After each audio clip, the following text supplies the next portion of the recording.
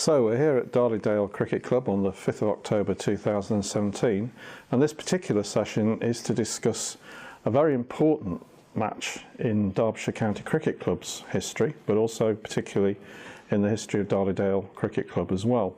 Very unusual and I think genuinely unique occasion whereby Derbyshire played Hampshire in a John Player League match, and here we've got three distinguished gentlemen from the club who were present on that day, and on the 7th of September 1975.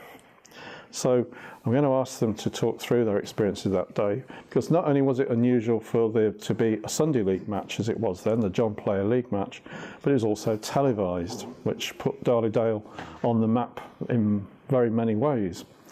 So I'm going to ask them to introduce themselves. So John here has got the all-important details in front of him. I'm John Wright. I've been coming down to this ground, I suppose, since the late 1940s, when I'd be 6 or 7. Wow. Graduated with Bob to turning the drums in the score box, then playing in the juniors, then the second 11, right, and the first team, yes, and then became groundsman as well with Bob, where we were instrumental in preparing the ground for the big match. Wow. This is a reduced version of an original poster that I kept from the match, and on the back there are lots of national newspaper reports as well, so to remind everyone of what happened. How important it was. Thank you. Thanks, John. On to Bob. Do I have to introduce myself yes, again? Please. Yes. I'm Bob Winthrope. I was captain of the first 11 here, and I was John's assistant groundsman on this day. So any blame goes to John. Right. Richard Johnson, coming down here since the late 50s. I used to come with Dad, and my brother played here as well for many years. Graduated via the score box to the first 11. I played for a number of years. I'm currently a member of the management committee, right, here at the club. Okay, so all three of you were present on that day. For two of you earlier, for reasons we were just saying about preparing the ground. Well, what did you feel under pressure preparing the ground for an important match like this? Not really.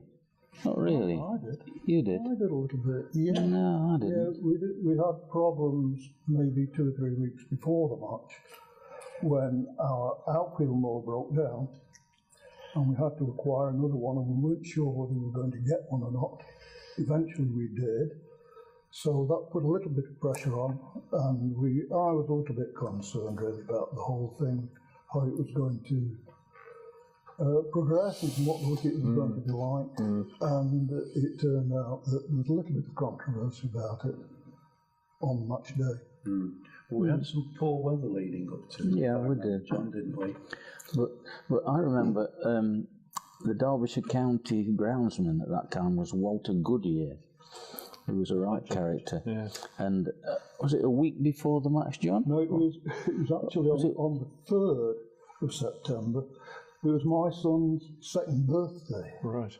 And all his little friends were there, and I got this phone call from an irate Walter, come down to the ground at once.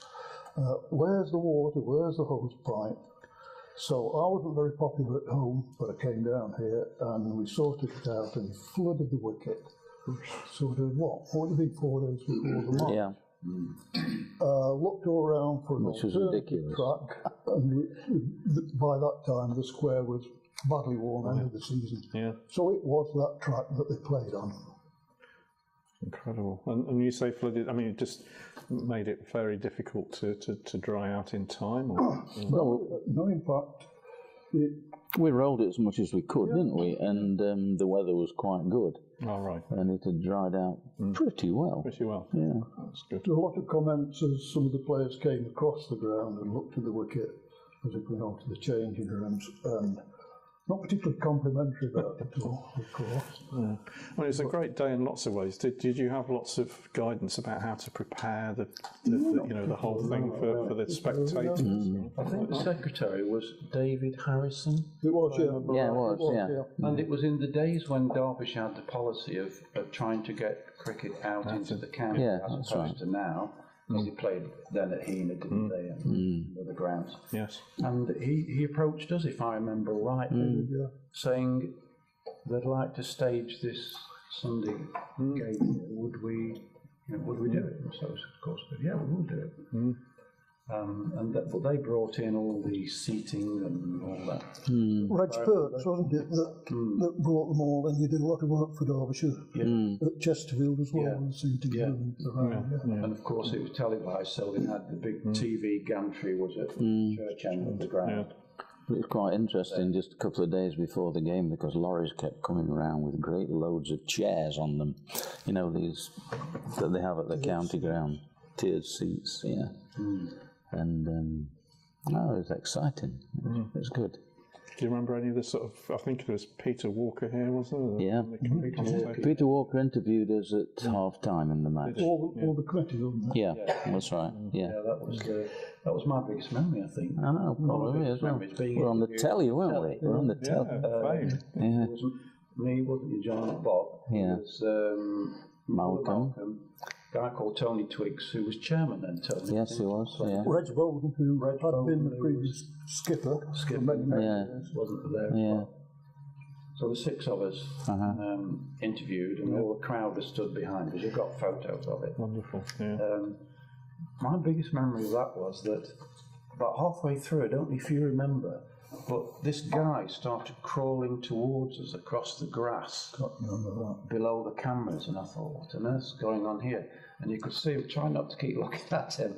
And then he got a piece of paper and he gave it to Peter Walker, turned around and crawled all the way back to the cameras.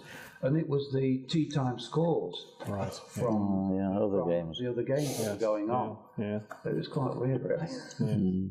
Of course, at that stage, Hampshire were top, weren't they, of the leagues? Yeah. This was quite important. It was a very important game. Yeah.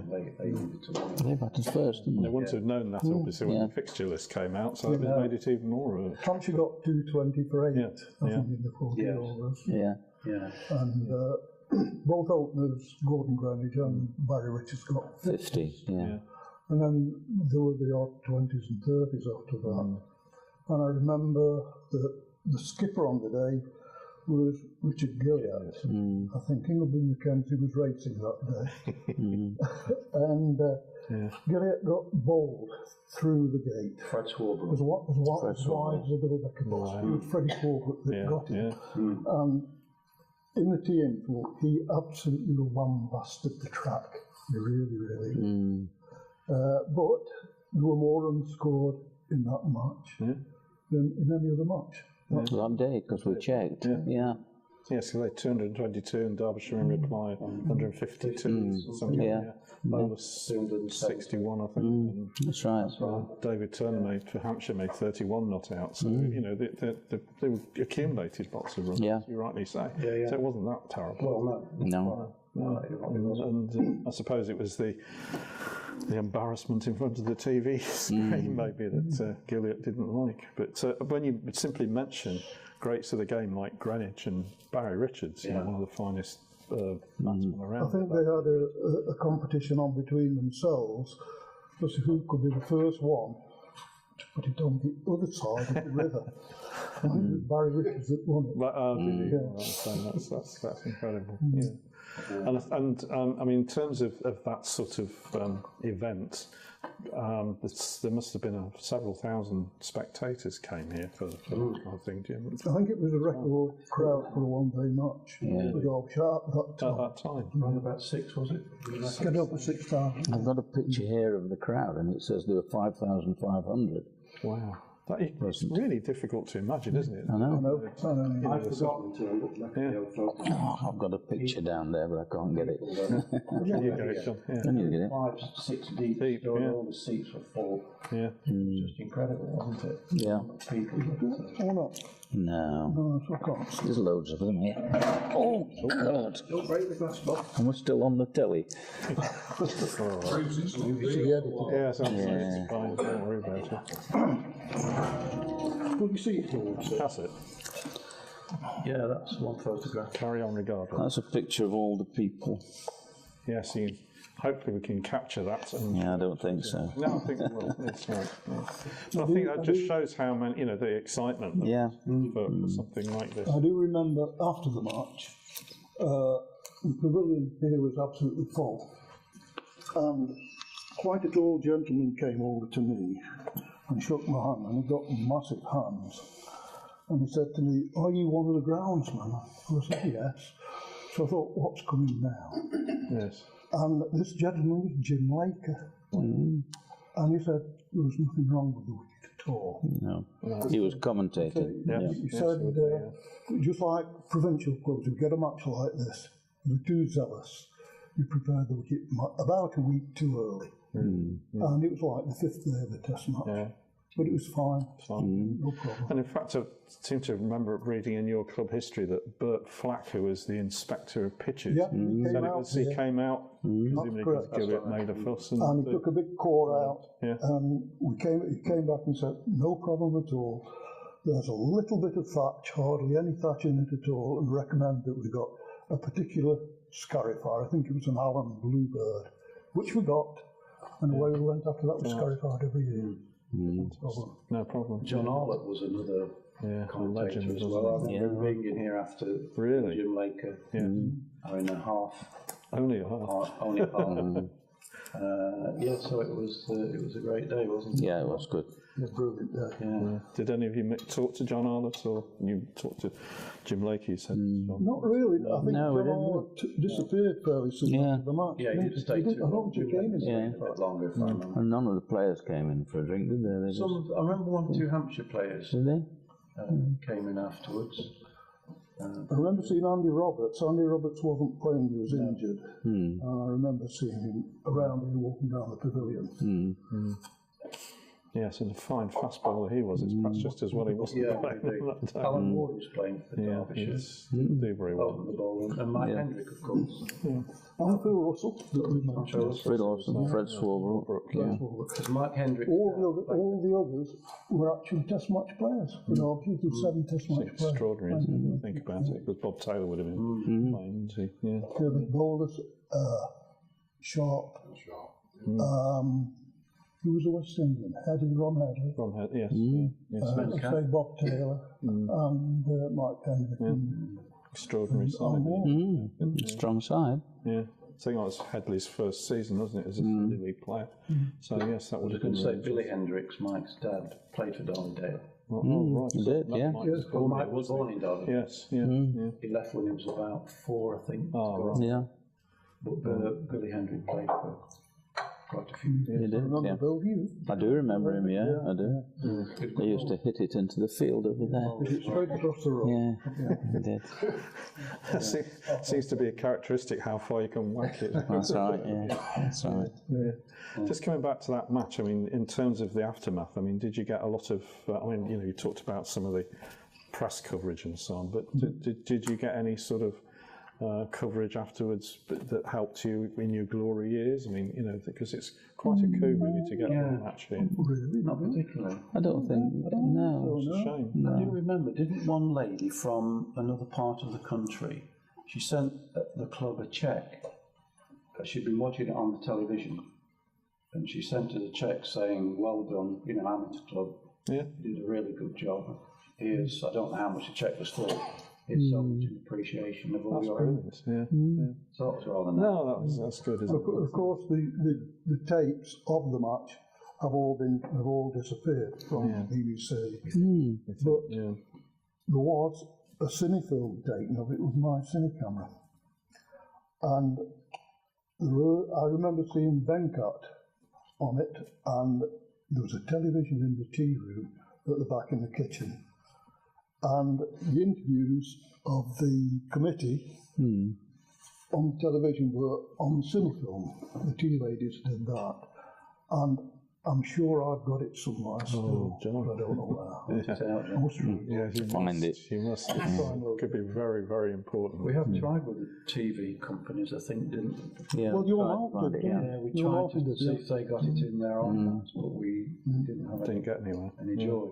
So I don't know whether they have. Well, it could well be worth trying again. They keep finding things all the time. They're not perfect. So yeah, that sounds good. But that sounds a really important piece of If I can find it. memorabilia, John. Yeah, that'd be great. Yeah, and I think it's the kind of thing that even if they're just parts of it you can use, it's still because of technology we can capture it. So really important.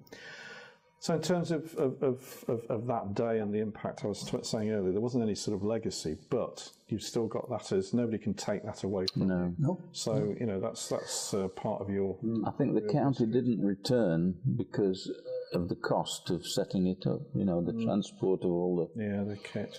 the kit and so on, and also paying the farmer for parking in the field. We'd forgotten. This is the one thing we didn't do. We'd forgotten to check parking arrangements for the match, and nobody had done it, and nobody thought about it, and all the cars came through, and they went straight through into the big field over the other side there, and parked the cars up, and at tea time this irate farmer came across here, and he wanted to know what was going on and why were cars parking in his field without his permission. And he wanted... He actually put a lock on the gate. Yeah, he did. And to take the lock off, he wanted so many pounds. But I don't remember how much he wanted, do you? I think David Harrison negotiated. Yeah, he negotiated and sorted it out. So it was a bit of a... As well, wasn't it? Yeah. All the way from Oh yeah, Oslo. it was a bit of a shock for him sitting there watching the telly, and then his field was being used for thousands of cars. Oh dear. And of course health and safety these days would have prohibited all that kind of thing. So that's the real difficulty you've got. But it's lovely to think that you could still stage that with, looking back at it now, you're so calm about it. But it's a real undertaking. Big achievement. Yeah, very much so. Yeah. And that lady recognised it, sending you that check. Yeah. Absolutely, yeah. Fantastic I thing think to if we did probably, well, we would do it better, wouldn't we? Yeah. but We've been through it. but who had the experience in those yeah. days? And it's very unusual. So.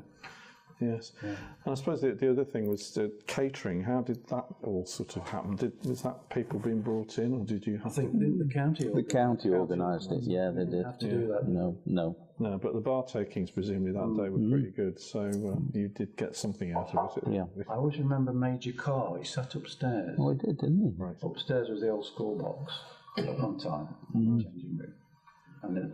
And he opened the doors and he was sat up there sort of surveying the scene. And if I remember right, probably counting all the takings, I think. Yeah, that's right. Sure he would have been. Yeah. Gentlemen, that's fascinating, and thank you so much for sharing those memories. Okay, thank you. Thank you.